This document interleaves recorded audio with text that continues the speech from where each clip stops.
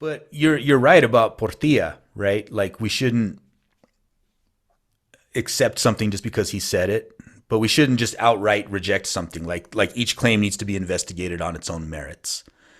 And I think that's a problem that people have a lot with questioning elders or teachers is we're expected to, well, this elder or teacher said this, ergo it must be factual.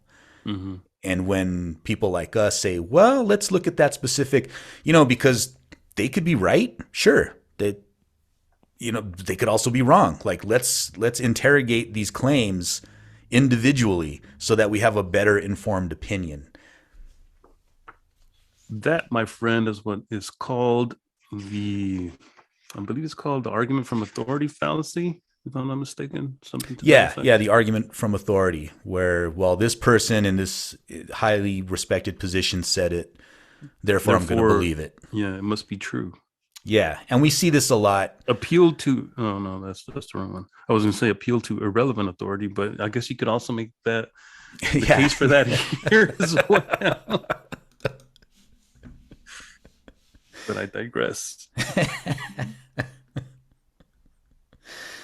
I think yeah, we tend to fall into the traps of confirmation bias, and it's just being people in general, right? Yeah.